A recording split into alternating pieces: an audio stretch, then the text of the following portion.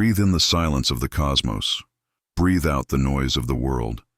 You have arrived here not by chance, but by a gravitational pull of the soul, a deep yearning for a peace that is not fleeting, a power that is not external.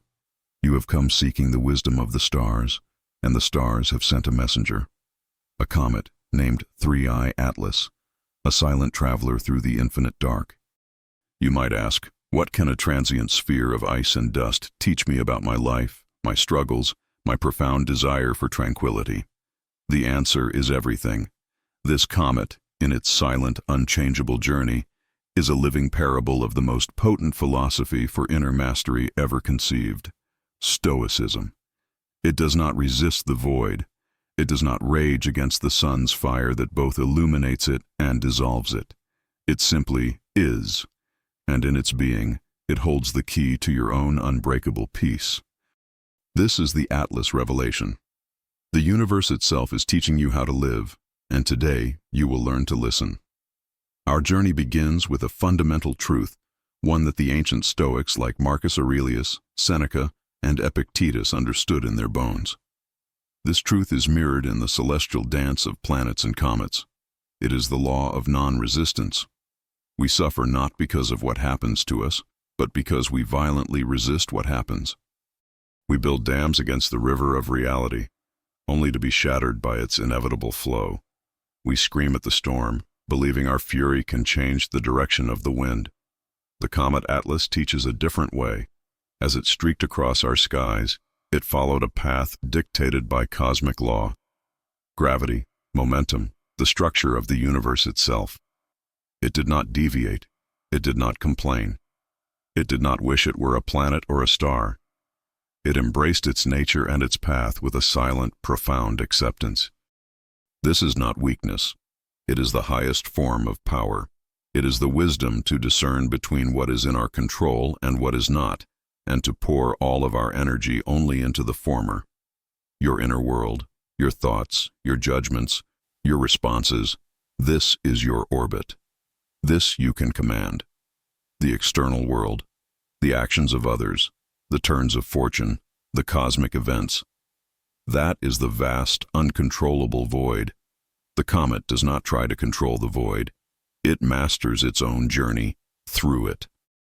Let us now bring this cosmic lesson into your own hands, into your own life. Think of a situation that is currently causing you distress. A conflict at work, a financial uncertainty, a relationship challenge. Feel the tension in your body as you bring it to mind. This tension is the feeling of resistance. It is your will crashing against the will of the universe.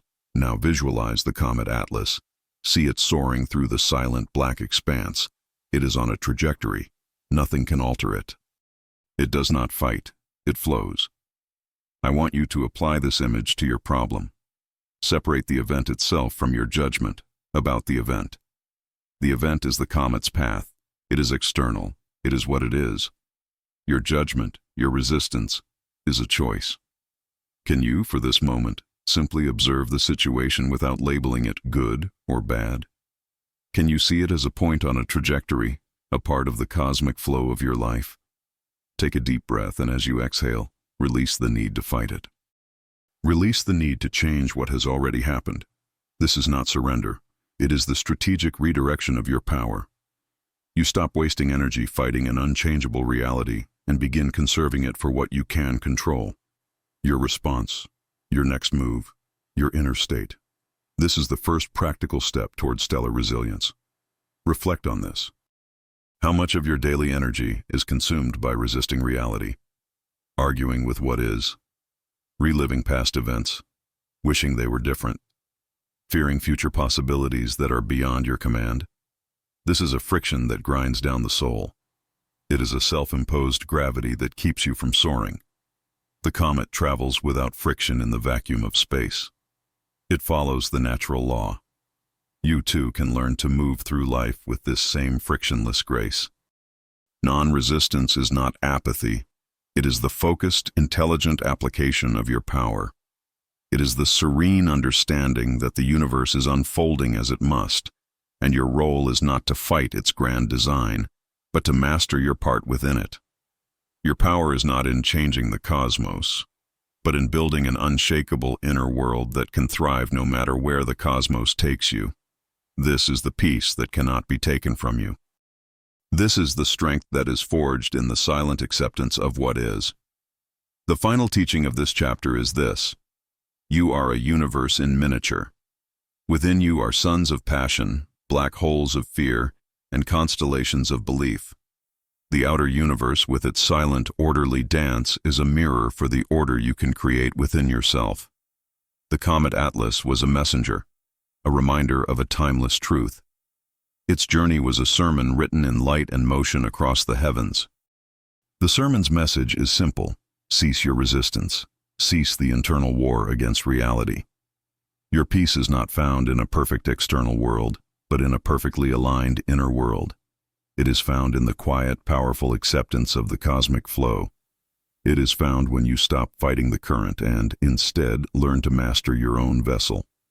You are the captain of your soul, navigating the great, beautiful, and sometimes terrifying ocean of existence. Your peace comes from your skill at the helm, not from commanding the seas. Now, let the energy of this revelation settle within you.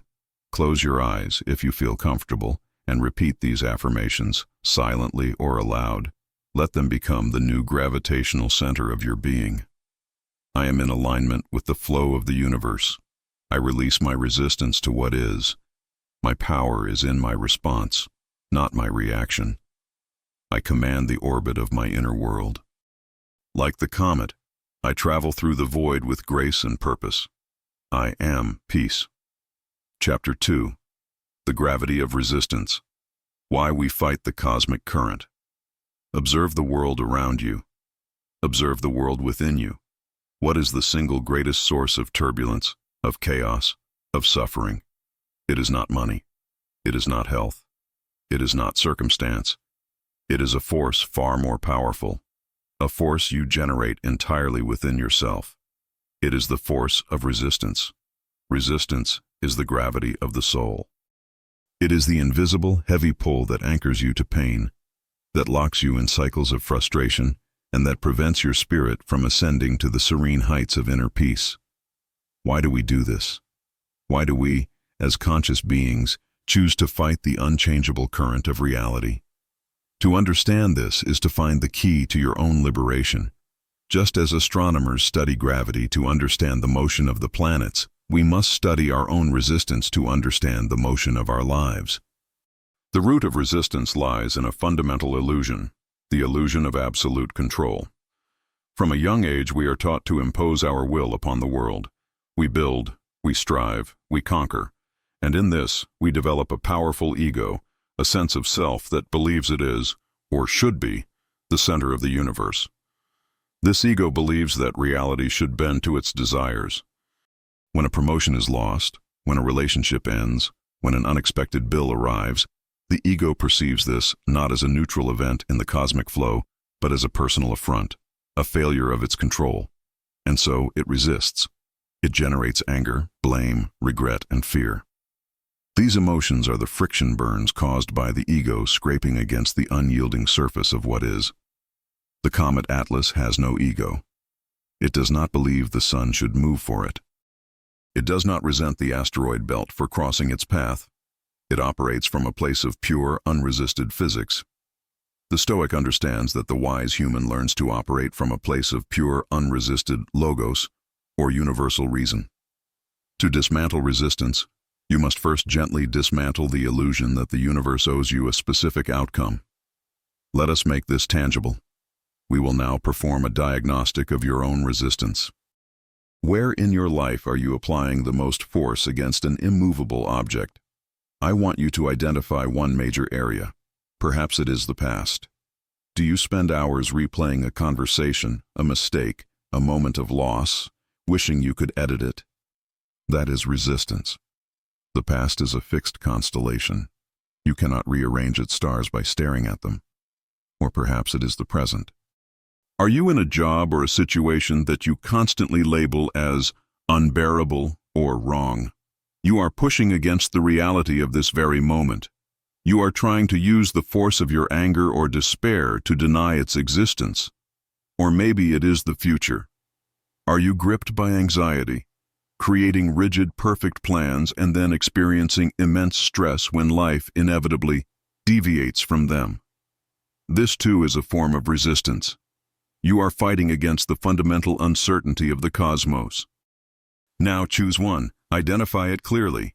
This is your gravitational point of pain. For the next few moments, your task is not to solve it, but simply to acknowledge the enormous amount of energy you are pouring into this fight.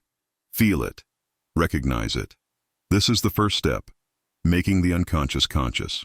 You cannot release a chain until you see that you are the one holding it. Now, reflect upon the cost of this gravity. Resistance is not free. It is the most expensive energetic currency you can spend. Every moment you spend fighting the past is a moment stolen from creating the future. Every ounce of energy you use to rage against the present is an ounce of energy you cannot use to adapt and find peace within it. Resistance is a debt that compounds. It drains your vitality, clouds your judgment, and poisons your relationships. It makes you heavy. You were born to be like the comet, a being of light and motion, traveling with purpose. But resistance attaches anchors of stone to your soul. Imagine the comet Atlas trying to fight the sun's gravity. It would be instantly torn apart, its journey ending in a futile, self-destructive burst. This is what we do to ourselves on a psychological level. We tear ourselves apart by fighting the fundamental laws of our own existence. The freedom you seek is not on the other side of this fight. The freedom you seek comes from laying down your arms. It comes from the profound realization that acceptance is not defeat.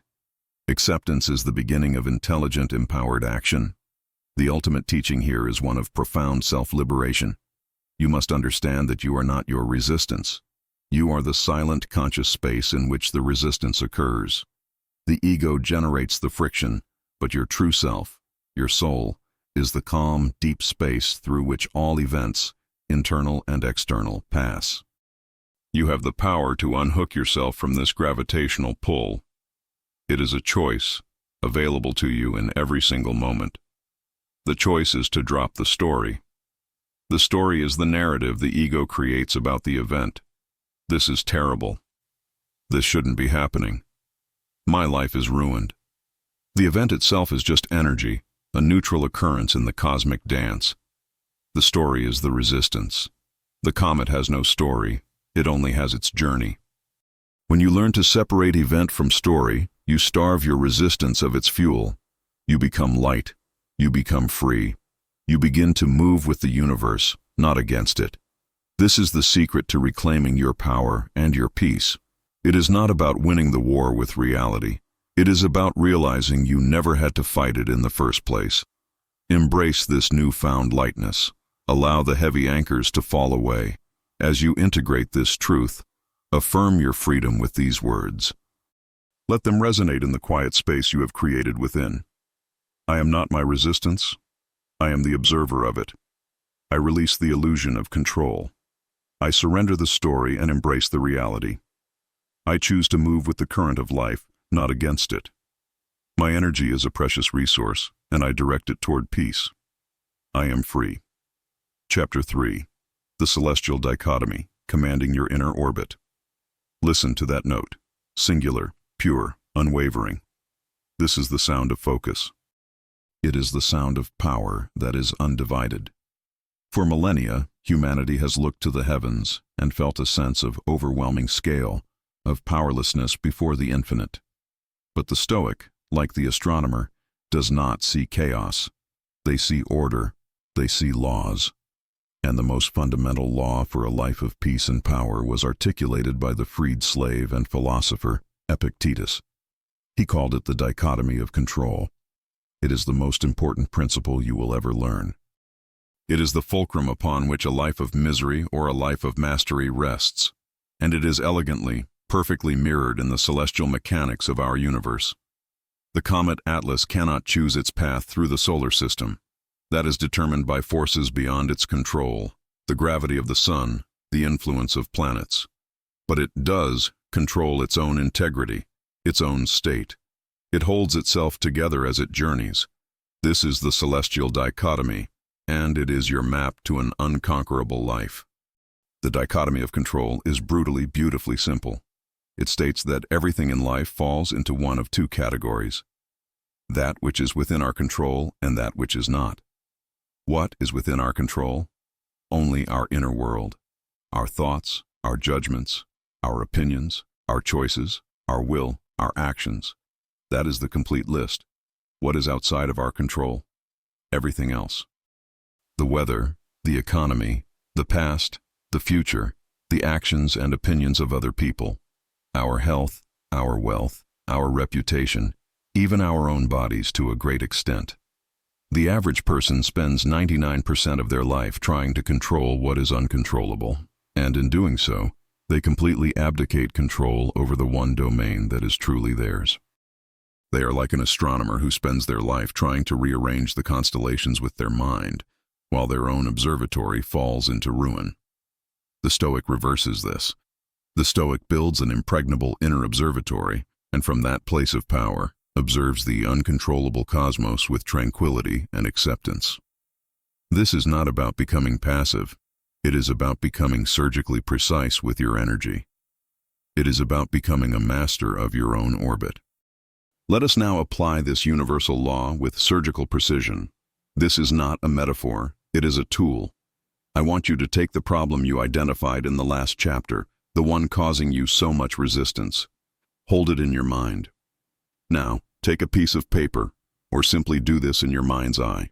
Draw a line down the middle. On one side, write my orbit in my control. On the other side, write the cosmos, not in my control. Now dissect your problem and place every component into its correct category. For example, if the issue is a conflict with your boss, my boss's opinion of me goes on the right side. Whether I get the promotion goes on the right side. My boss's tone of voice goes on the right side. Now what goes on the left? The quality of my work. My choice to respond calmly and professionally. My decision to look for other opportunities. My judgment that this situation is a catastrophe versus an opportunity for growth. Do you see the shift? Suddenly the overwhelming chaotic problem becomes a clear and simple list of action items. The things on the right side of the list? You must practice the comet's wisdom. You must let them go. They are not your concern. They are the cosmic weather. The items on the left side? This is where you pour 100% of your focus, your will, and your energy. This is how you command your orbit.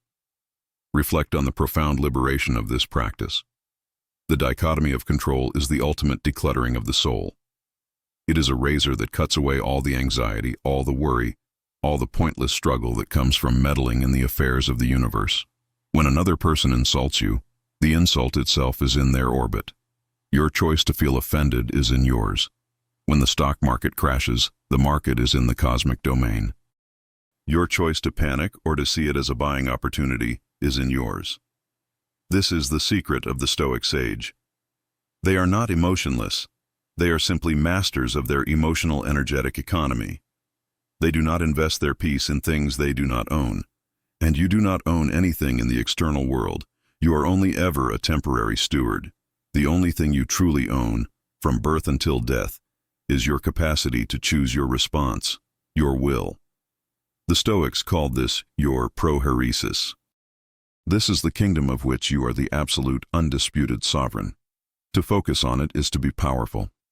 To neglect it is to be a slave to every passing cloud and every shifting tide. The final teaching of this chapter is to make this dichotomy your operating system.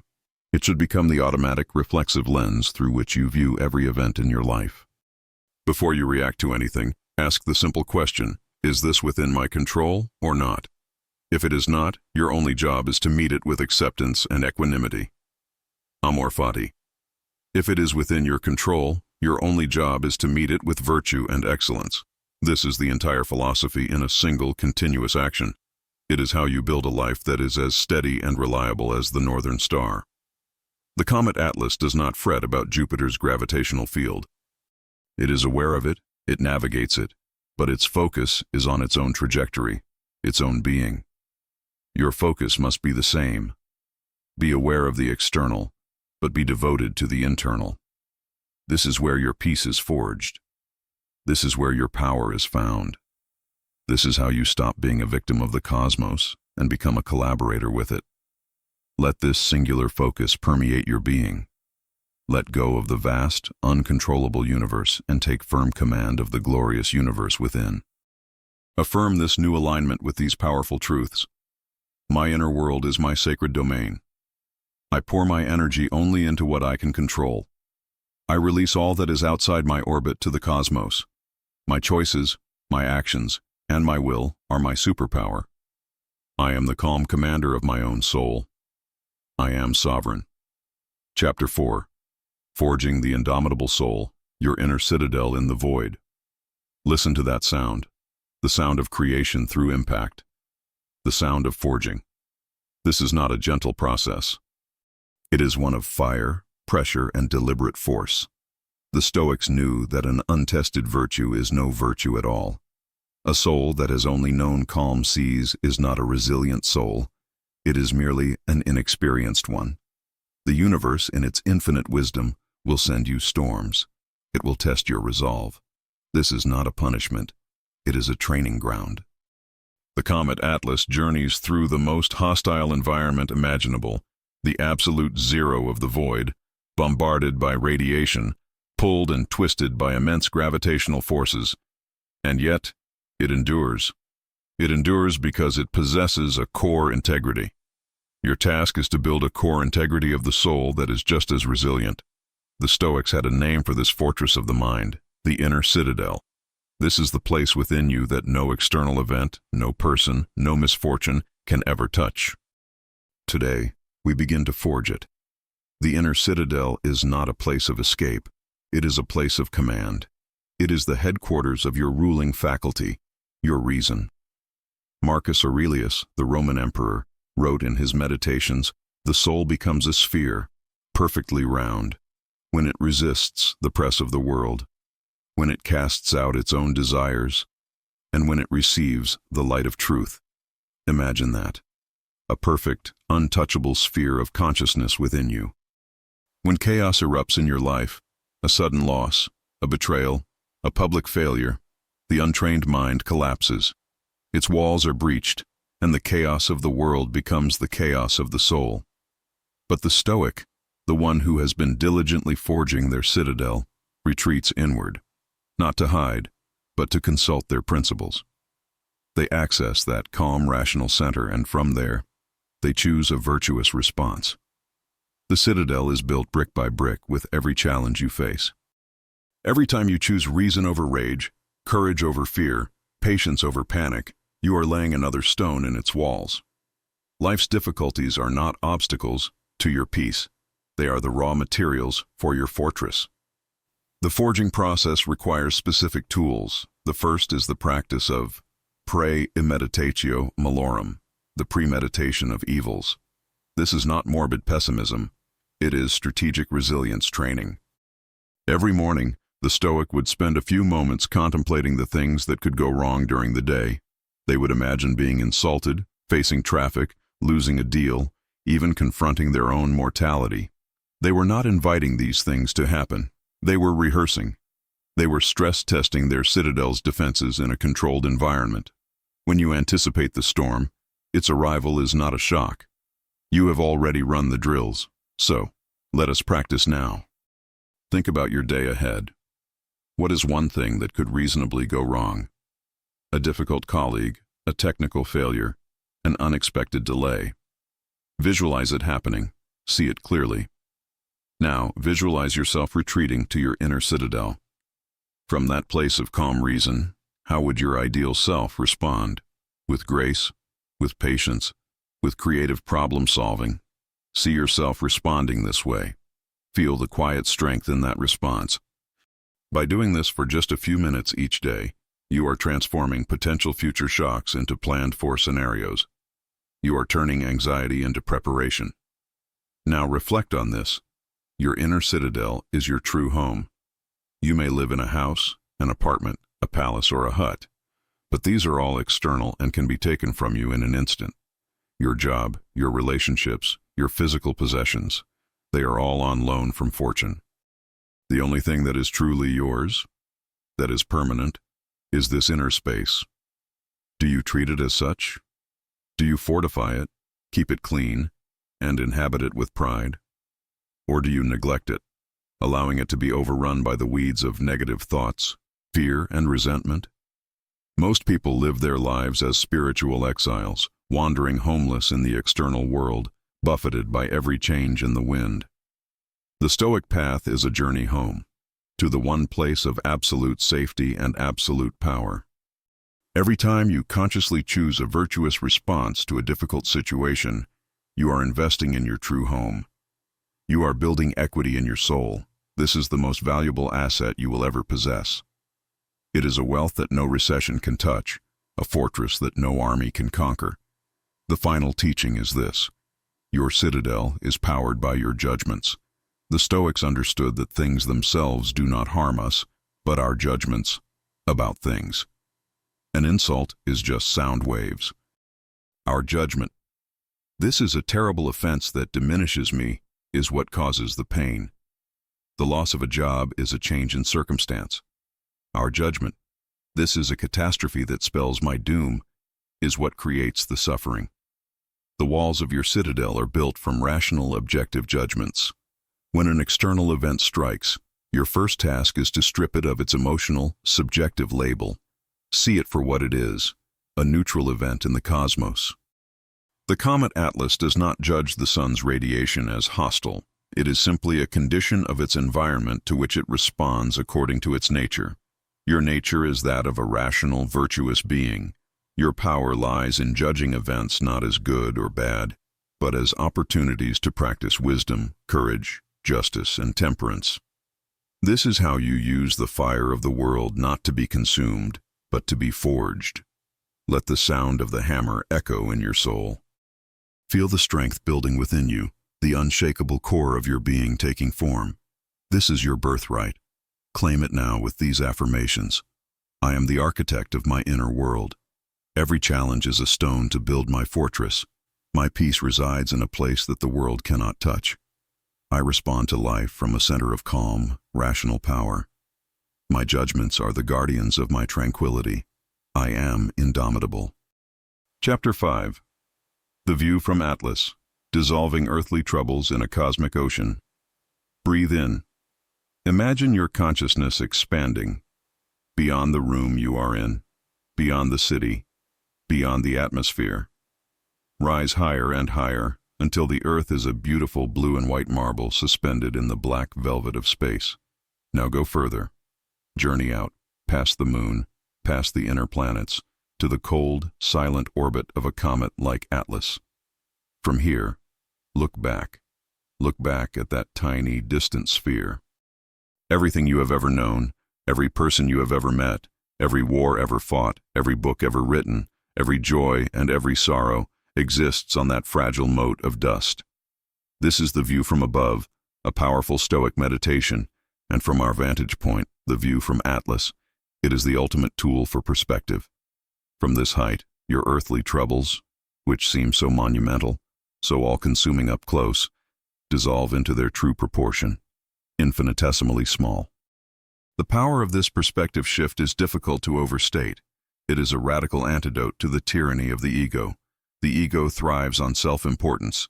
It magnifies slights, catastrophizes setbacks, and centers your personal drama in the middle of the universe.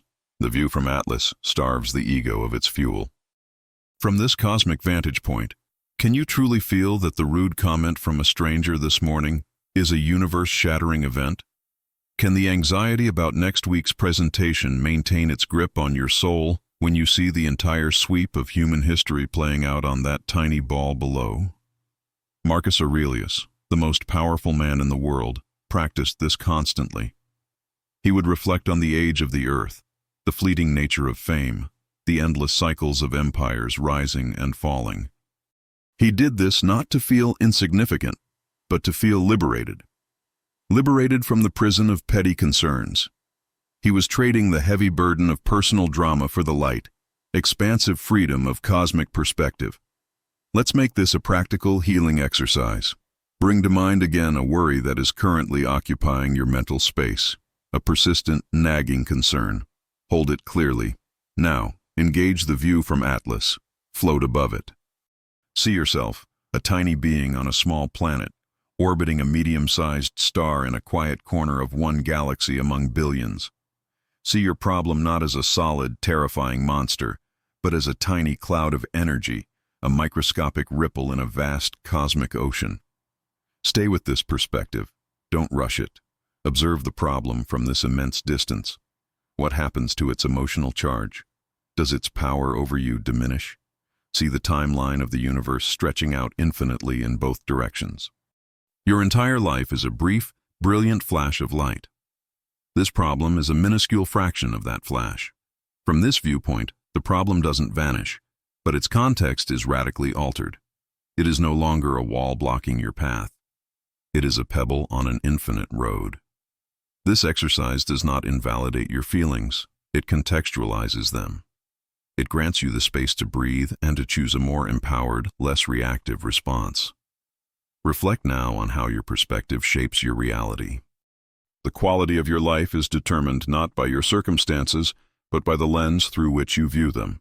If your lens is permanently zoomed in, focused on the microscopic details of your daily life, your perceived flaws, your minor discomforts, your ego's grievances, then your life will feel small, constricted, and fraught with peril. But if you can learn to consciously zoom out, to adopt the view from Atlas at will, your life expands. You begin to connect with a sense of awe, of wonder, of being part of something magnificent and ancient. You realize that your purpose is not simply to manage your own small dramas, but to play your part in the grand, unfolding cosmic symphony. This perspective breeds magnanimity, a greatness of soul. It becomes difficult to hold on to petty grudges or wallow in self-pity when you are in regular communion with the infinite. You start to see the interconnectedness of all things, and compassion for others, and for yourself, naturally arises. The final teaching of this chapter is to integrate this practice into your daily life. The view from Atlas is not a one-time meditation. It is a mental muscle to be developed. When you feel yourself getting pulled into a spiral of anxiety or anger, use it as a trigger. In that moment, consciously zoom out. You can do it in 10 seconds. Close your eyes, take one deep breath, and imagine yourself looking down from the stars. See the situation for what it is, a transient cloud in the vast sky of your life. This practice will not make your problems disappear, but it will disarm them. It will strip them of their power to hijack your emotional state. The comet Atlas travels through the solar system, a system of immense scale and complexity. It holds its course because it is aligned with the grand laws of the cosmos, not with the chaotic pull of every minor asteroid it passes. You must learn to align yourself with the grand perspective of the cosmos, not with the chaotic pull of every minor daily drama. This is how you maintain your inner trajectory toward peace. Embrace the vastness. Let your soul expand to fill the container of the cosmos. Know that you are a child of the stars, and carry that perspective with you always. Affirm this expansive truth. I see my life from a cosmic perspective. My troubles are small and transient in the face of the infinite. I am liberated from the prison of petty concerns. I am part of a grand and beautiful cosmic dance. I choose awe over anxiety and perspective over panic. I am expansive. Chapter 6. Amor Fati. Astra, alchemizing fate into stellar power. There is a phrase, a concept so potent that it has the power to transform the very fabric of your reality. It is the pinnacle of Stoic practice, the final key that unlocks a state of truly unconquerable joy. The phrase is Amor Fati, the love of one's fate. This is not passive resignation. It is not gritting your teeth and tolerating what happens. It is an active, enthusiastic, joyful embrace of everything that life brings. The good, the bad, the beautiful, the painful. It is the ultimate expression of non-resistance. It is looking at the entire tapestry of your existence, with all its tangled threads and dark patches, and saying, yes, this is mine. I would not have it any other way. The comet Atlas embodies this principle. It does not wish it were on a different trajectory. It does not mourn the ice it loses as it nears the sun. Its journey, with all its perils and its beauty, is its fate, and it embraces it completely. Amor Fati astra, to love the celestial design of your fate. This concept is the ultimate alchemy of the soul. Alchemy was the ancient art of turning base metals, like lead, into gold. Amor Fati is the spiritual art of turning any circumstance, no matter how leaden or heavy, into the gold of wisdom, strength, and opportunity. A job loss is no longer a disaster. It is a divinely orchestrated opportunity to find your true calling. A painful breakup is not a tragedy. It is a necessary lesson in self-love and resilience. A chronic illness is not a curse. It is a masterclass in appreciating the present moment and cultivating inner strength. The alchemical agent in this transformation is your perception, your will. You decide that nothing is truly bad. You decide that everything that happens is fuel. It is either fuel for your growth, fuel for your compassion, fuel for your creativity, or fuel for your gratitude. The Stoic philosopher Epictetus said, "It's not what happens to you, but how you react to it that matters." Amor Fati takes this one step further. It says, it's not just how you react to it, but how you love it that matters. Let's put this divine alchemy into practice. Bring to mind an event from your past that you still label as bad. A failure, a betrayal, a moment of deep regret. Feel the lingering resistance, the slight sting of it. Now we will apply the philosopher's stone of Amor Fati. Ask yourself this question: what strength did I gain from this experience that I would not have otherwise? Be honest. Did it make you more resilient, more compassionate, wiser? Did it force you to develop a skill you now value? Did it close one door, only to push you toward a better, more authentic path? Find the gold. No matter how deeply it is buried in the lead of the experience, it is there. Now, go deeper. Can you imagine the person you would be today without that experience and the strength it gave you? Would you be as strong, as wise as you are now? The truth is, that bad event was a crucial ingredient in the forging of the person you are today. Can you, from this perspective, begin to feel a sense of gratitude for it? Can you look back and say, "Thank you for the lesson. Thank you for the strength." This is the beginning of loving your fate. Reflect on the universe as a perfect, interconnected system. The Stoics believed in the Logos, a universal reason, a divine intelligence that permeates all of existence.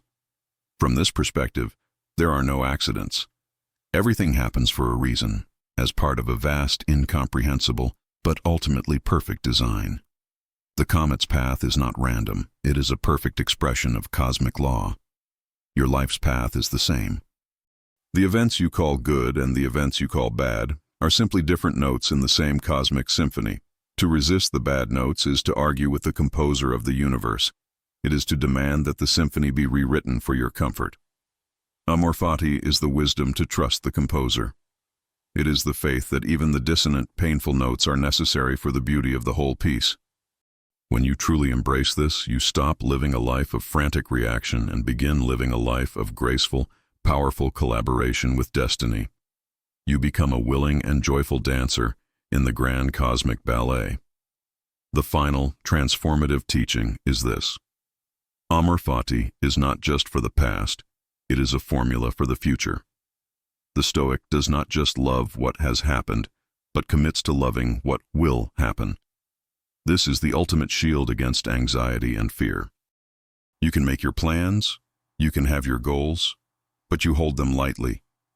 You do your absolute best, applying virtue and reason to everything within your control, and then you release the outcome to the cosmos, with the unwavering conviction that whatever happens, you will not just accept it, not just endure it, but love it. You will find the gold in it. You will use it as fuel. This makes you invincible. How can the world defeat a person who has decided to love everything it throws at them? It cannot. You become like the sun, which shines on the beautiful and the broken alike, without judgment, without resistance. You become a source of unconditional, creative power. This is the secret fire of the philosophers, the great work of the soul. Embrace it now. Let go of all your arguments with reality. Let love be the lens through which you see your entire life, past, present, and future. Affirm this alchemical transformation. I love and embrace everything that has happened to me. I love and embrace everything that is happening now. I love and embrace everything that is yet to come. Every event in my life is fuel for my growth and power. I am a joyful collaborator with destiny. I am Amor Fati. Chapter 7. Releasing the Stardust, the Art of Cosmic Detachment. Consider the tale of the comet Atlas. It is a glorious, shimmering trail of dust and gas, released by the heat of the sun. The comet does not cling to these particles. It does not mourn their loss. It releases them, gracefully, as a natural part of its journey. This release is what makes the comet beautiful. It is what allows us to witness its passage across the sky. This is a profound cosmic lesson in the art of detachment. We, too, are constantly shedding particles of our lives, moments, possessions, relationships, identities. The source of our suffering is often not the shedding itself, but our desperate, white-knuckled attempt to cling to the stardust. The Stoics taught that wisdom lies in understanding the transient nature of all external things and cultivating a state of noble detachment. This is not about being cold or uncaring. It is about loving fully, but without the crippling fear of loss. It is the art of holding the world with an open hand. Detachment begins with a clear-eyed inventory of your attachments. An attachment is anything external that you believe is essential for your happiness or sense of self. Your job, your house, your bank account, your reputation, your physical appearance, even your relationships with loved ones. We are conditioned to believe that our well-being is dependent on these things being stable and permanent. The Stoic recognizes this as a dangerous and fragile foundation for peace. Why? Because everything in the external world is, by its very nature, impermanent. As the comet loses its dust, so too will you lose everything you currently hold. This is not a pessimistic view, it is a realistic one. It is the fundamental law of the universe. To attach your peace to that which is inherently fleeting is to build your house upon the sand. The practice of detachment is the process of gently, lovingly moving your foundation inward. It is relocating your sense of well-being from the external world to your inner citadel, the one place of true permanence. Let us engage in a practical exercise of release. I invite you to sit comfortably and close your eyes. In your mind, build a beautiful, open room. This room represents your inner space. Now, one by one, I want you to invite in the things to which you are attached. Start with a physical object you cherish, a car, a piece of jewelry, your home. See it clearly in the room. Appreciate its beauty. Feel gratitude for the use and joy it brings you. Now say to it, either silently or aloud, "You are not mine. I am merely your steward. I enjoy you while you are here, and I will release you with grace when it is time for you to go." Feel a subtle loosening of your energetic grip on it. Now, bring in something less tangible. Your job title, your social status. See it as a glowing symbol in the room. Appreciate the opportunities it provides. And then, repeat the mantra. You are not me. You are a role I play. I perform it with excellence, but my identity is not dependent on you. I will release you with grace. Finally, and most gently, bring in the image of a person you love deeply. This is the most difficult. We are not detaching from love. We are detaching from the ownership of another being. Appreciate them fully. Feel the love for them fill your heart. And then whisper, I love you without clinging. I honor your path as you honor mine. Our time together is a gift, not a guarantee. This practice, done regularly, loosens the chains of attachment and replaces fear with a profound sense of gratitude for the present moment.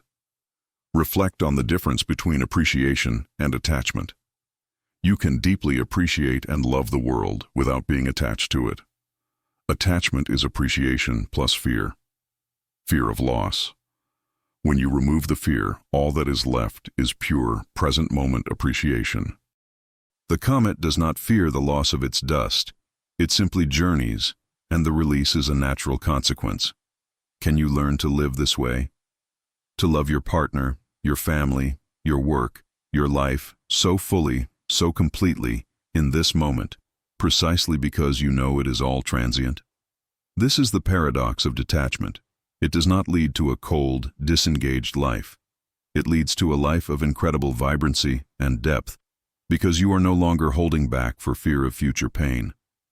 You can love more deeply, work more passionately, and live more courageously when you are not terrified of losing the results. You become free to simply engage with the dance of life without needing to control the music or the duration of the song. The final teaching is this: true wealth is not what you have, but what you can live without.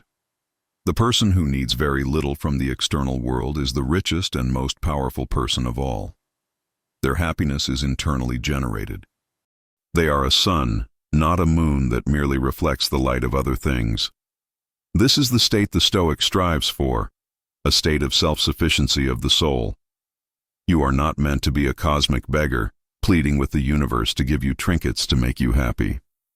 You are meant to be a cosmic creator, generating your own peace, your own joy, your own stability from within. The practice of detachment is the path to this ultimate form of sovereignty. Every time you release an attachment, you reclaim a piece of your own power. You take back the energy you had invested in fear and worry, and you reinvest it in building your inner citadel. Release the stardust, travel light. Your journey will be far more beautiful for it. Let the feeling of lightness, of freedom fill you. Imagine your hands once clenched are now open to both give and receive with grace. Affirm this liberation. I hold the world with an open hand.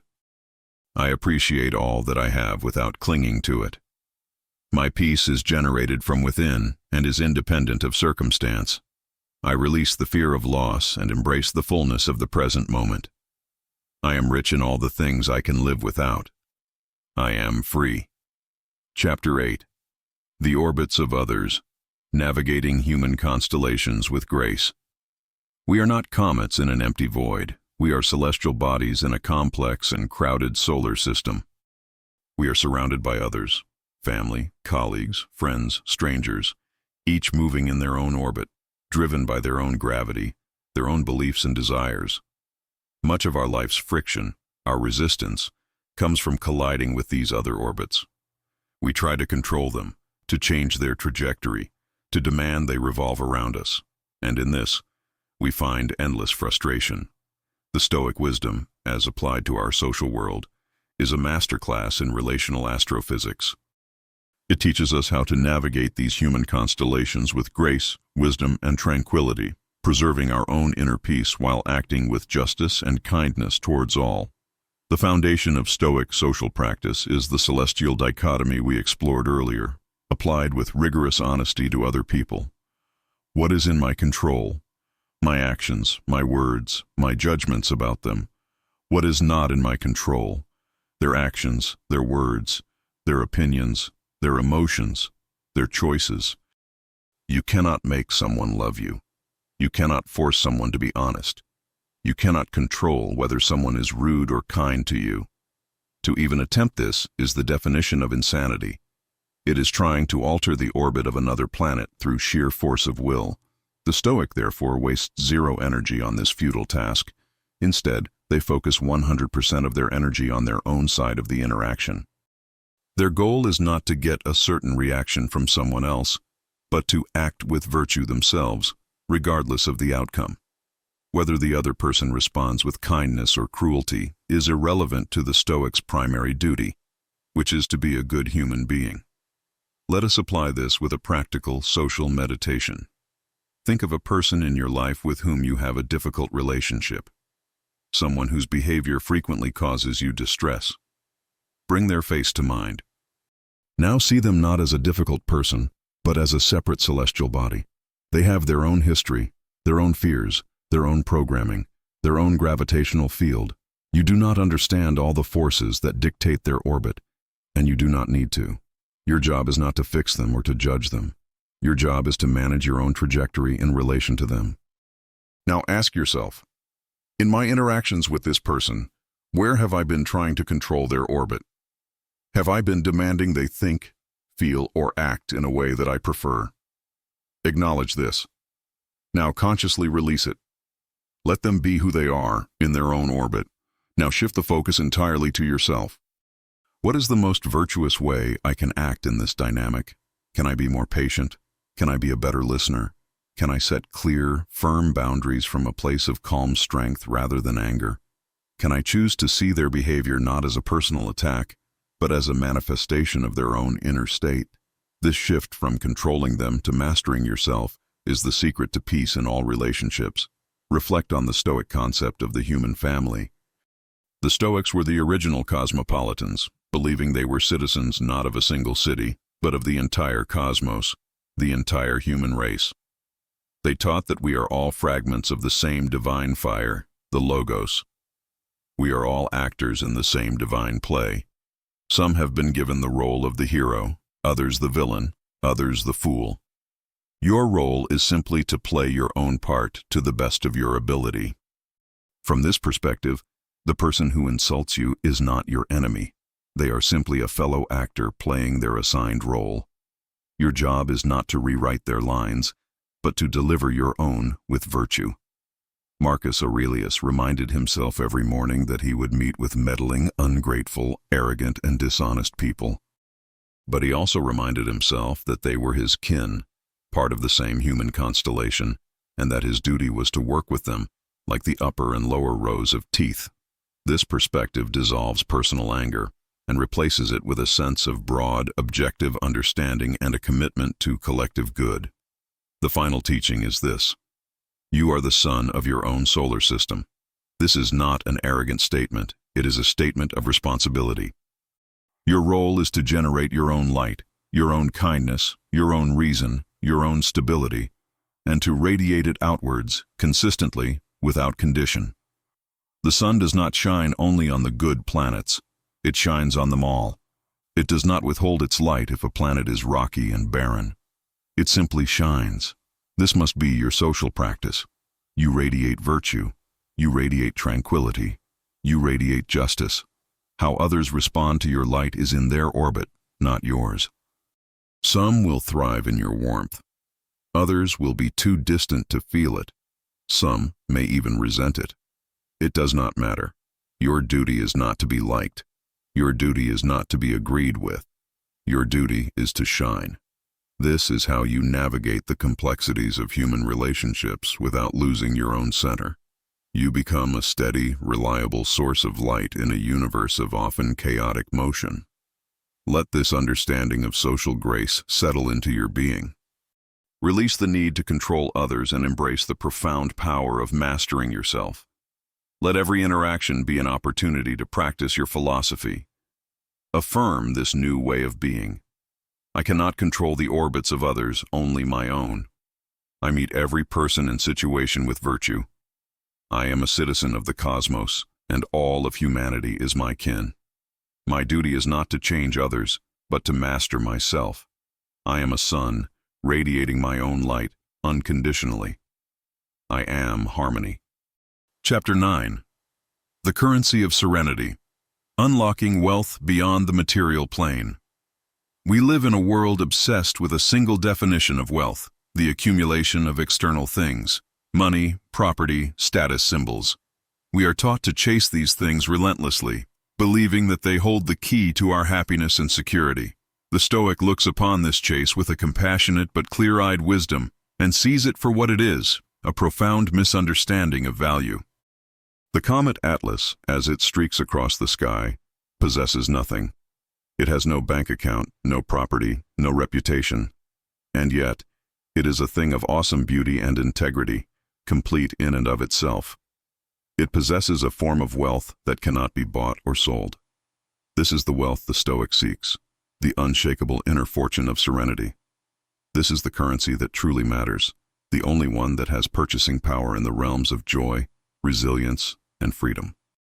True wealth, in the Stoic sense, is not about having more. It is about needing less.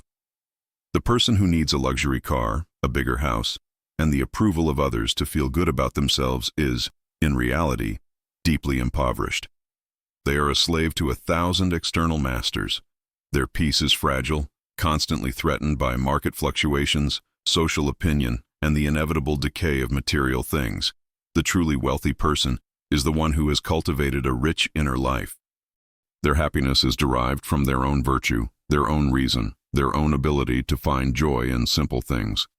Their inner citadel is so well stocked with wisdom, courage, and tranquility that they require very little from the outside world to feel complete. This is the ultimate financial independence. It is a wealth that can never be lost, never be stolen, and never be taxed. It is the fortune of a self-sufficient soul. Let us conduct an audit of your own personal wealth. Not your financial wealth, but your serenity wealth. Ask yourself these questions with radical honesty. How much of my emotional state is dependent on my bank balance? How much time do I spend worrying about things I don't have versus appreciating the things I do? If I lost all my possessions tomorrow, what would be left? Would I still have my integrity, my resilience, my capacity for joy, my inner citadel? This is not an exercise in shaming your desire for comfort or success. Material resources are a preferred indifferent in Stoicism. They are nice to have, but they have no bearing on your worth or your ability to live a good life. This audit is about recalibrating your definition of rich. It is about beginning to place more value on your tranquility, your time, and your character than you do on your external assets. A person can be a billionaire and be spiritually bankrupt. A person can have very little and be the wealthiest soul on earth. Which do you choose to be? Reflect on the nature of desire. The Stoics saw that desire, especially for things outside our control, is a primary source of suffering. It is a self-imposed torture. You are essentially telling yourself, I cannot be happy until I have X. You are placing the key to your own peace in a locked box that someone else holds. The antidote is not to eliminate all desire, but to shift the focus of your desire. Desire things that are within your control. Desire to be a person of impeccable character. Desire to be more patient, more courageous, more wise. Desire to find the good in every situation. When you desire these things, you can never be disappointed, because their fulfillment is entirely up to you. You can work towards external goals, building a business, creating art, raising a family, but you must do so with a light touch.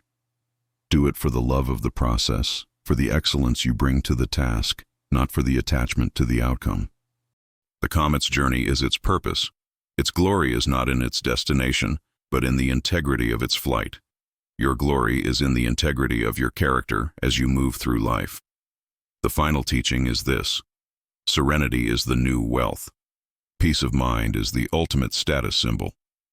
An unconquerable soul is the most valuable asset you will ever own. You must begin to invest in it with the same diligence and focus that a hedge fund manager invests their capital. How do you invest? You buy serenity by selling your attachments. You buy it by investing your time in practices like meditation, journaling, and reading philosophy. You buy it by choosing the virtuous response over the easy reactive one. Every time you refuse to engage in gossip, every time you choose forgiveness over a grudge, every time you meet a challenge with calm instead of panic, you are making a deposit into your inner treasury. Over time, these deposits compound, creating a fortune of tranquility that will sustain you through any market crash in the external world. This is the path to becoming truly, unshakably rich. Let the gentle, flowing sound of the river remind you of the true current of value. It is not in the clinking of coins, but in the steady, powerful flow of inner peace. Embrace this new definition of wealth. Let it become your guide. Affirm your true fortune. My wealth is measured by my peace of mind. I desire only what is within my control, my own virtue. I am rich in character, resilience, and wisdom. I invest daily in the currency of serenity. My happiness is internally generated and externally unshakable. I am abundant. Chapter 10. Action without friction, flowing with the universe's momentum. There is a common misconception about the Stoic, the practitioner of non-resistance. It is the image of a passive, emotionless statue, accepting fate without taking action. This is a profound misunderstanding. The Stoic is the ultimate person of action, but their action is of a completely different quality than the frantic, desperate striving of the unawakened mind. Stoic action is action without friction. It is powerful, effective, and relentless, yet it is performed from a place of inner calm and alignment with the flow of the universe. The comet atlas is not passive. It is an object of immense momentum, traveling at incredible speeds, but it does not struggle. It does not fight. It moves with the fundamental laws of the cosmos. This is the state we seek, to become a force of nature, acting in the world with the effortless power of a river flowing to the sea. The secret to frictionless action lies in the synthesis of two Stoic principles we have already explored, the dichotomy of control and Amor Fati. First, you apply the dichotomy of control to identify precisely where your action is required. You do not waste a single joule of energy on things outside your orbit. Your action is focused, laser-like, on your own choices, your own duties, your own domain. Second, you embrace the outcome of your action with Amor Fati. You do everything in your power, to the best of your ability, with complete virtue and excellence. And then you release the result to the universe. You fall in love with whatever happens. This combination is dynamite. It frees you to act with incredible boldness and courage, because you are no longer terrified of failure. Failure to the Stoic is not an outcome. The only true failure is to not act with virtue, to not try your best. As long as you do that, you have already succeeded, regardless of the external result. Let us bring this into your body. This is a physical practice. Stand up if you can. Close your eyes and feel your feet on the ground. Now, I want you to tense every muscle in your body. Clench your fists, your jaw, your stomach. Squeeze as hard as you can. This is the feeling of resistant action. This is trying to force an outcome, fighting against reality. It is exhausting, unsustainable, and inefficient.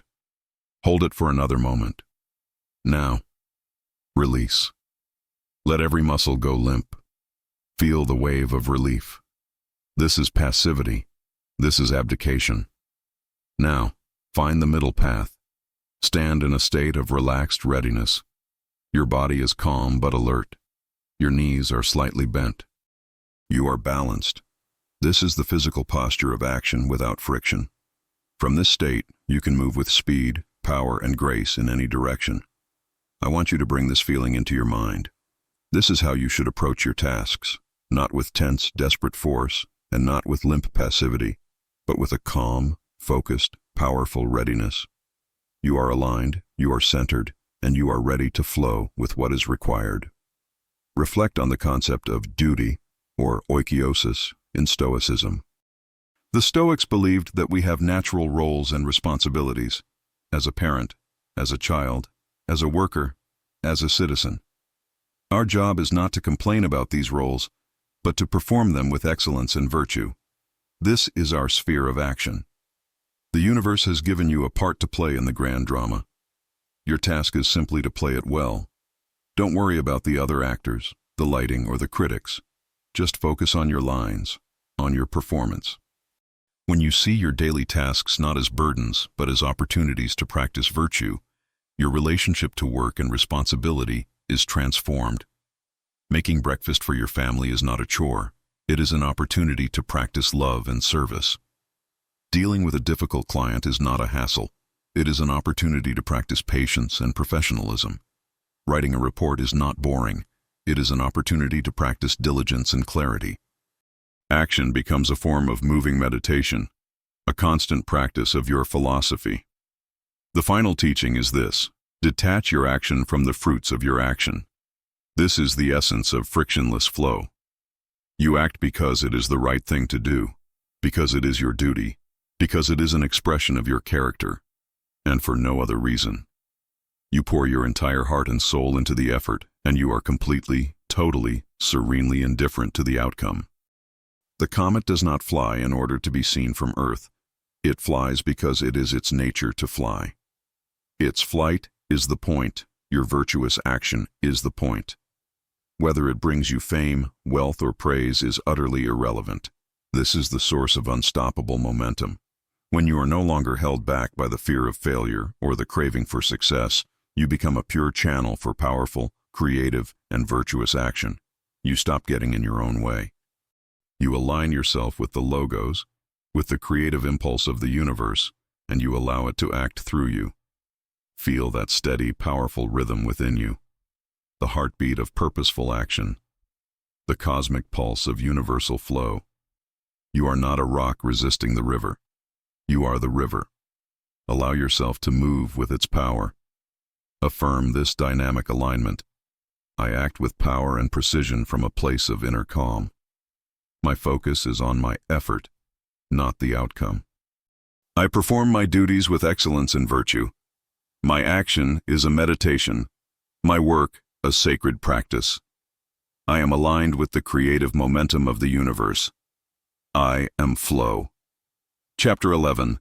The comet's fleeting light, transmuting mortality into absolute presence.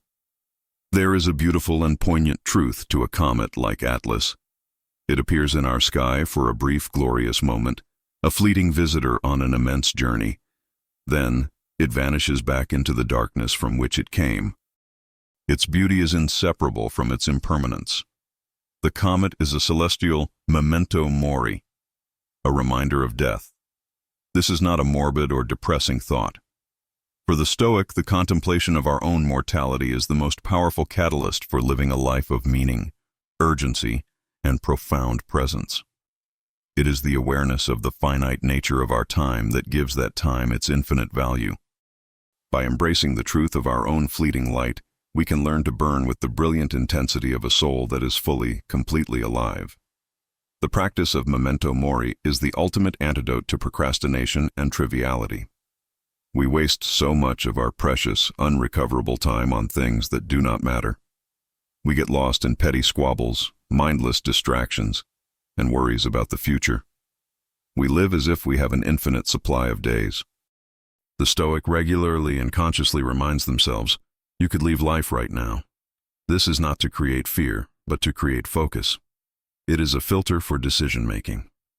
Faced with a choice, ask yourself, if this were my last day on earth, is this how I would choose to spend my time? Is this how I would choose to act? This simple question has the power to cut through all the noise. It clarifies your priorities.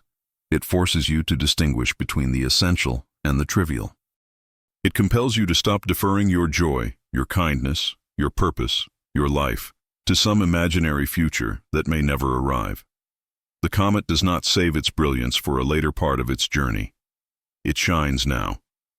Let us engage in a powerful visualization to integrate this truth. Find a comfortable position and close your eyes. Imagine your life as a single, burning candle in a vast, dark room. The flame represents your consciousness, your time here. Watch the flame flicker. It is beautiful, vibrant, and alive. But you can also see the wax melting away. The candle is finite. With every passing second, it grows shorter. Do not turn away from this truth. Embrace it. Feel the preciousness of that single flame. Now, with this awareness, ask yourself, how do I wish to use this light? Do I want to use it to illuminate anger and fear? Or do I want to use it to radiate warmth, wisdom, and love? Do I want to hide it under a bushel of distraction? Or do I want to let it shine as brightly as it possibly can, for as long as it lasts? See yourself making the choice right now to burn brightly, to be fully present, to pour all of your being into this singular, precious moment. Because this moment is all you ever truly have. The past is a memory. The future is a concept. Only the now is real. Reflect on how this awareness of mortality transforms your relationships. When you remember that your time with your loved ones is finite, every interaction becomes sacred. You have less patience for petty arguments and unspoken resentments. You are more inclined to speak the words of love and appreciation that are in your heart. You listen more deeply. You forgive more easily. You are more present. The knowledge of death is not the enemy of love. It is the fuel of love. It reminds you that every moment together is a gift, not to be taken for granted. The same is true for your relationship with the world. The Stoic sees every sunrise, every meal, every conversation as a potential last. This doesn't make them sad, it makes them radically grateful. Life is no longer a monotonous routine, but a series of precious, unrepeatable miracles. The final, liberating teaching of this chapter is that death is not a failure. It is a natural and necessary part of the cosmic process. The comet's journey ends, its substance disperses, and its elements become the stardust from which new stars and planets are born. Nothing is ever truly lost. It is only transformed. The Stoics saw death as simply giving back the elements you have borrowed. Your body returns to the earth, your breath to the air, your spirit to the cosmic logos. There's nothing to fear in this. The only thing to fear is an unlived life. The tragedy is not death, but a life spent in a state of sleepwalking, a life wasted in fear, resistance, and triviality. The purpose of Memento Mori is to wake you up right now. It is the universe's ultimate call to action. Live, live fully, live virtuously, live now. Let the silence that follows the bell resonate within you. It is the silence of presence, the rich, full emptiness of the now. Acknowledge the finite, precious nature of your own flame and choose to shine. Affirm this commitment to a life fully lived. I embrace the truth of my mortality. This awareness gives my life meaning, purpose, and urgency. I live every moment with absolute presence. I focus only on what is essential. I waste no time on triviality, anger, or fear. I am alive. Chapter 12. The Cosmic Logos. Attuning your frequency to universal reason. Listen. Beneath the surface noise of your thoughts, beneath the chatter of the world, there is a deeper resonance, a fundamental frequency. The ancient Stoics called this the Logos. It is the principle of divine reason, the universal intelligence, the underlying order that governs the entire cosmos. It is the law that dictates the orbit of the comet, the spiral of a galaxy, the growth of a tree, and the beating of your own heart. The Logos is not a distant, personal God. It is the very fabric of reality. It is the rational, interconnected web of cause and effect in which we are all participants. To live a good life, a life of peace and power, is to learn to attune your own personal reason to this universal reason. It is to stop fighting the fundamental nature of reality and to start harmonizing with it. To harmonize with the Logos means to live in accordance with nature. Not just nature in the sense of trees and animals, but nature with a capital N. The total, rational order of the universe. This means accepting the fundamental truths of existence. That things are impermanent. That challenges are opportunities for growth.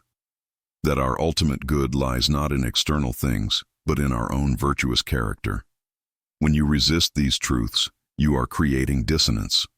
You are like a single instrument in a grand orchestra playing out of tune. This dissonance is the source of all your anxiety and suffering. The comet Atlas is in perfect harmony with the Logos. It perfectly obeys the laws of physics that govern it. It does not argue with gravity or momentum. It flows with them. The Stoic seeks this same effortless, harmonious alignment in the moral and psychological realm. This attunement is a practical, moment-to-moment process. It is about consciously choosing the rational and virtuous response over the irrational, emotional, and self-centered one. Let us practice. The next time you feel a strong negative emotion rising within you, anger, jealousy, fear, I want you to pause. Instead of being swept away by it, I want you to step back and become the observer. Acknowledge the emotion, and then activate your higher reason, your personal Logos. Ask it, is this reaction in accordance with nature? Is it rational? Is it virtuous? Will it lead to tranquility or to further disturbance? This pause, this moment of rational consultation, is where you reclaim your power. It is the space where you choose to attune yourself to the cosmic Logos instead of your own reactive ego. For example, someone cuts you off in traffic. The ego's reaction is rage. The Logos whispers, "This is a trivial event." The other person is likely distracted or suffering in their own way. Getting angry serves no purpose and only harms my own tranquility. The rational response is to let it go. Every time you make this choice, you strengthen your connection to the universal harmony. Reflect on the idea that you are not separate from the universe. You are a vital part of it. The logos is not something external to you, it is flowing through you. Your capacity for reason is your personal antenna, your receiver for this cosmic broadcast. When your mind is cluttered with resistance, ego, and irrational judgments, your reception is poor. You feel disconnected, alienated, and lost. The practices of Stoicism, the dichotomy of control, Amor Fati, the view from above, are all methods for cleaning your antenna and improving your signal. They clear away the static of the ego so you can hear the clear, calm, rational signal of the logos. When you are attuned, you begin to experience a profound sense of belonging and purpose. You realize that your personal good and the good of the whole are one and the same. Acting with virtue is not just a personal choice, it is your contribution to the harmony of the entire cosmos. The final, sublime teaching of this chapter is that the universe is not a cold, random, meaningless place. It is a rational, ordered, and interconnected whole, permeated with a divine intelligence. You are a conscious expression of this intelligence. Your highest purpose is to live in a way that reflects this truth. This is the source of a deep and abiding faith, not a blind faith in dogma, but a rational faith in the fundamental order of reality. You can trust the process. You can trust that even the things that seem chaotic or painful are part of a larger, perfect pattern. Like the comet, you can surrender to your trajectory, knowing that it is part of a grand celestial design. This is the ultimate peace. It is the peace that comes from knowing you are exactly where you are supposed to be, doing exactly what you are supposed to be doing, as a perfect and necessary part of a perfect and necessary whole. Allow this deep, universal hum to resonate within every cell of your being. Feel your own frequency begin to align with it. Let go of your personal dissonance and surrender to the grand symphony. Affirm your connection to the whole. I am a part of the universal order. My reason is a reflection of the cosmic logos. I live in harmony with the nature of reality. I trust the unfolding of the grand design. I choose the rational and virtuous response in all things. I am attuned. Chapter 13. The Daily Ritual of the Void. 5 Minutes to Stellar Resilience. We have journeyed far across vast conceptual landscapes. We have explored the core tenets of a philosophy that has the power to reshape your reality. But philosophy, if it remains only in the realm of ideas, is merely a decoration for the intellect. To be transformative, it must be lived. It must be practiced. It must become as routine and as essential as breathing. The Stoics were not armchair philosophers. They were practitioners. They understood that resilience, like a muscle, must be trained daily. The comet Atlas does not decide one day to be resilient to the void. Its entire existence is a continuous practice of resilience.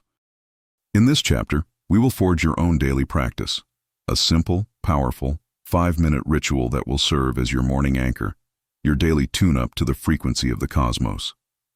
This ritual is built upon 3 pillars: preparation, gratitude, and resolve. It should be performed first thing in the morning, before the noise of the world floods your consciousness.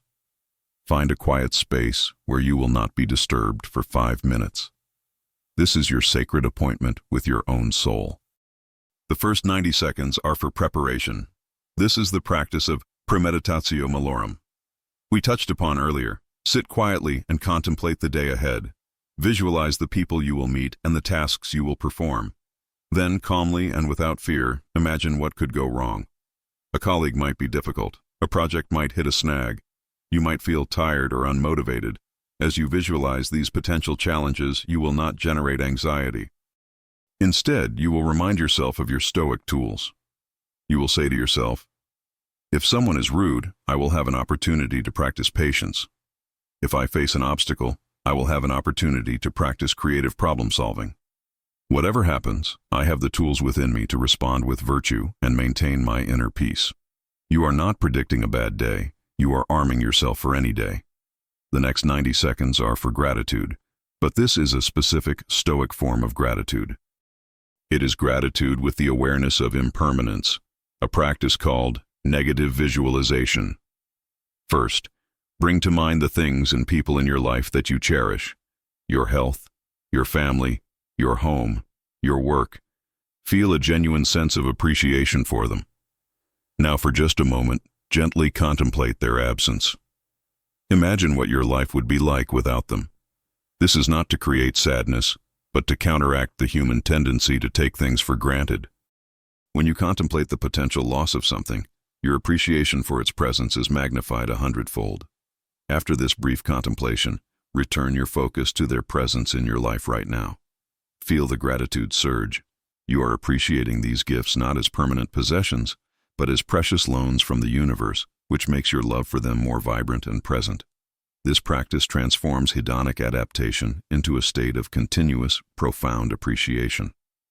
The final 2 minutes are for resolve. This is where you set your intention for the day, not for what you want to get, but for who you want to be.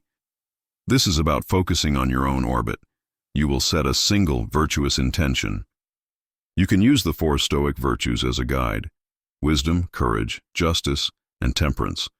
Perhaps today your resolve is to practice wisdom. Today I will strive to see things clearly and rationally, separating my judgments from reality. Or perhaps it is courage. Today I will face a difficult conversation or task that I have been avoiding. Or justice. Today I will treat every person I meet with fairness and kindness, as a member of my own human family. Or temperance. Today I will practice moderation and self-control in my habits. Choose one. State it clearly to yourself. My resolve for today is to practice patience. This becomes your guiding star for the day. It is your single point of focus. It simplifies your life down to a single, noble goal: to be a good person, right here, right now. Reflect on the power of this simple, 5-minute ritual. It is a microcosm of the entire philosophy. It prepares you for the external chaos, preparation. It cultivates appreciation for what you have, gratitude, and it focuses your energy on your own actions and character, resolve. It is a mental and spiritual armor that you put on before you go into the battlefield of your day. The consistency of this practice is key. Doing it once is interesting. Doing it every single day is transformative. It rewires your brain. It changes your default responses from reactive to rational. It builds your inner citadel, stone by stone, day by day, until it becomes an unshakable fortress. This is your non-negotiable commitment to your own peace and power.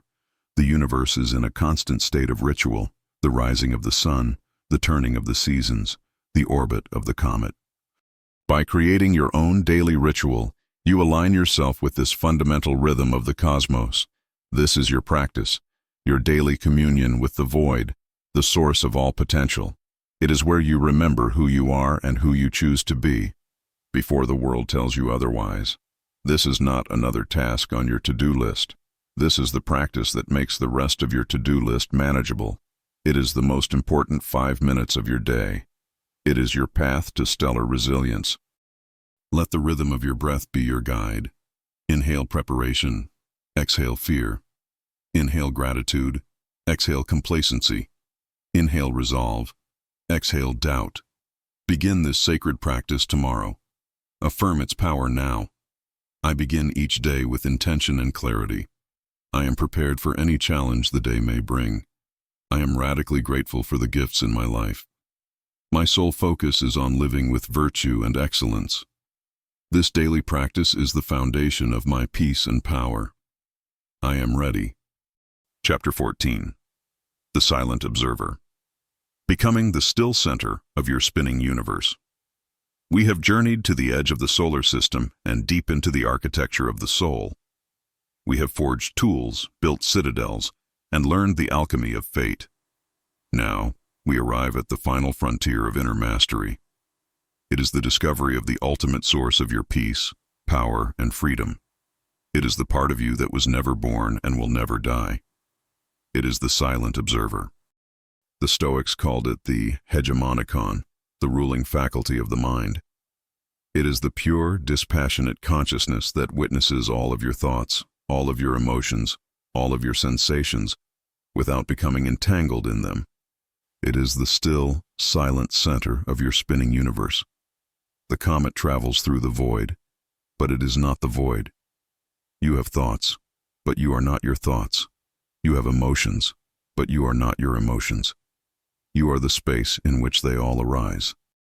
Discovering this is the ultimate liberation. This silent observer is your true self. Your thoughts are like clouds passing through the sky. Your emotions are like weather patterns, sometimes stormy, sometimes calm. The world of your senses is a constantly shifting landscape. The untrained mind identifies with these transient phenomena. When an angry thought arises, it says, "I am angry." When a sad feeling appears, it says, "I am sad." It believes it is the cloud. It believes it is the storm. This is a case of mistaken identity, and it is the root of all suffering.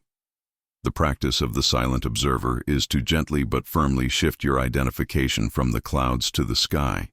The sky is never harmed by the weather. It is the vast, open, peaceful container for it all.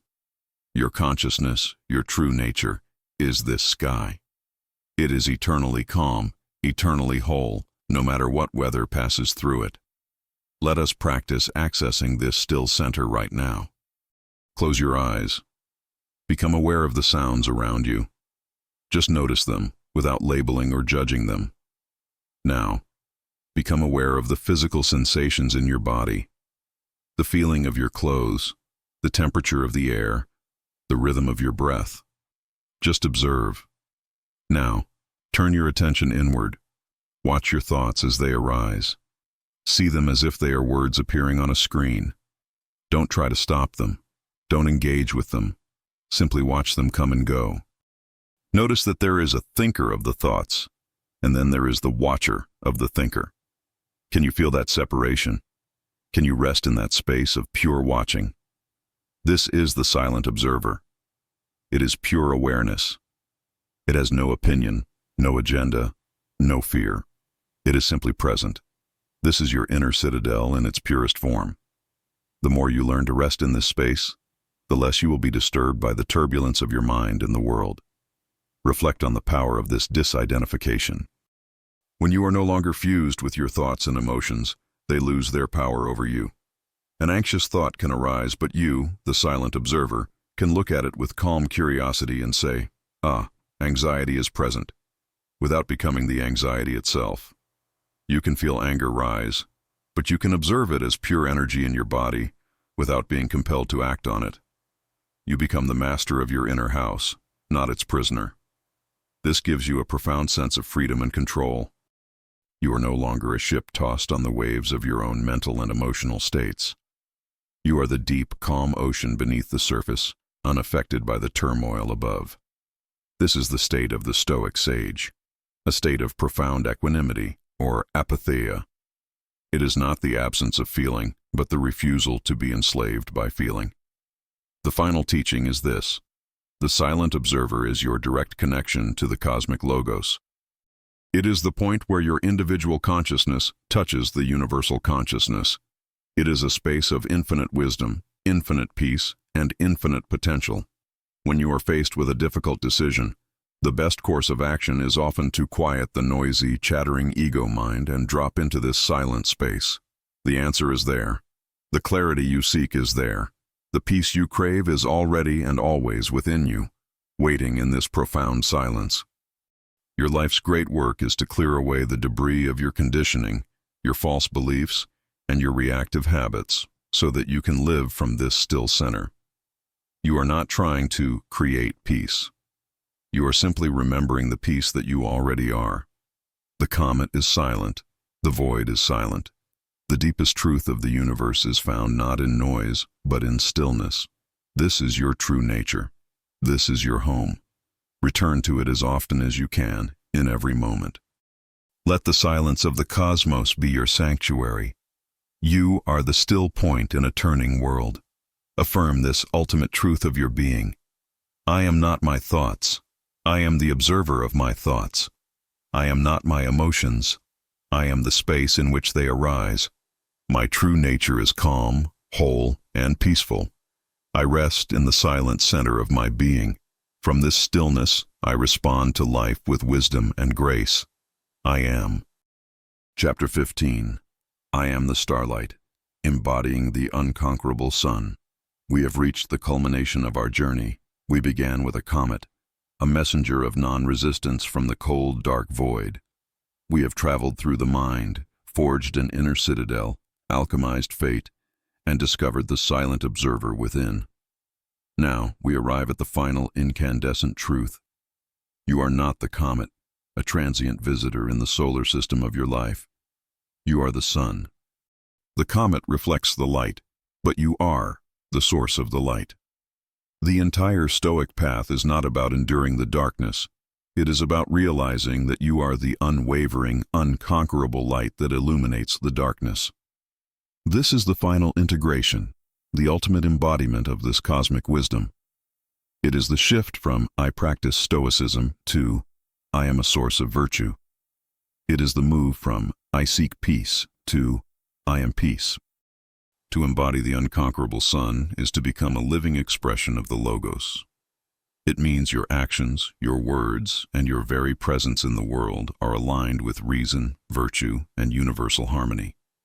You no longer need to constantly refer to the principles because the principles have become your nature. You radiate tranquility not as a technique, but as a natural state of being. You meet challenges with courage not because you remember you should, but because courage has become your default response. You treat others with justice and kindness not as a duty, but as an effortless extension of your own character. You are no longer a planet, pulled and swayed by external gravities. You have become your own gravitational center, a source of stability, warmth, and light for yourself and for all who enter your orbit. This is a lifelong process of becoming, but we can anchor this state now with a final powerful declaration. This is more than an affirmation, it is an act of creation. The words "I am" are the two most powerful words in the universe. For what follows them, the universe rushes to create. For too long you may have followed "I am" with limitations. I am anxious. I am not good enough. I am a victim of my circumstances. Today you reclaim this divine power of creation. You will align your "I am" with your highest self, with the sun within. I will speak a series of "I am" declarations.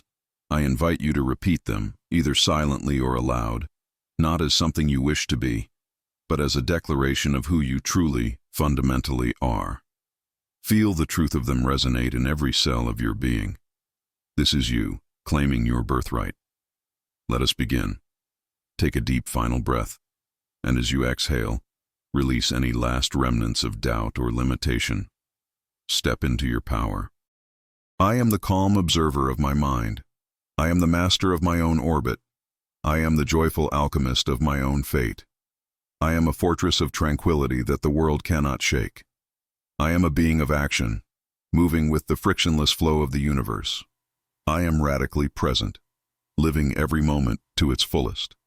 I am attuned to the harmony of the cosmos. I am a source of kindness, justice, and wisdom. I am the steady, unwavering light in my own life. I am the unconquerable sun. Reflect on this final transformation. The journey of the Stoic is the hero's journey. You descend into the underworld of your own fears and limitations. You battle the dragons of your own reactive habits. And you emerge, not with an external treasure, but with the discovery of the treasure that was always within you, your own divine, rational, unconquerable soul. This is not an end, but a beginning. It is the beginning of a life lived from this place of radiant power. Your work now is to shine, to be a beacon of reason in an often irrational world, to be a source of calm in a sea of turbulence, to be a testament to the incredible, indomitable power of the human spirit when it aligns itself with the wisdom of the cosmos. The comet Atlas has completed its passage through our skies, its message delivered. It was a reminder, a catalyst, a cosmic whisper that awakened a truth deep within you. The truth is that you hold the universe within yourself. You have the power to create a life of profound peace, unshakable resilience, and meaningful purpose, regardless of your external circumstances. You are the architect of your reality. You are the master of your soul. You are the light. Never forget the lessons written in the stars. Carry them with you, not as a burden of rules, but as the wings of your own liberation. Go forth and shine. This is the final teaching, the great culmination. Do not just admire the starlight. Become it. Embody it. Live it. The universe is waiting for you to claim your place as the brilliant, life-giving sun you were always meant to be. The journey is complete. The work begins. I am.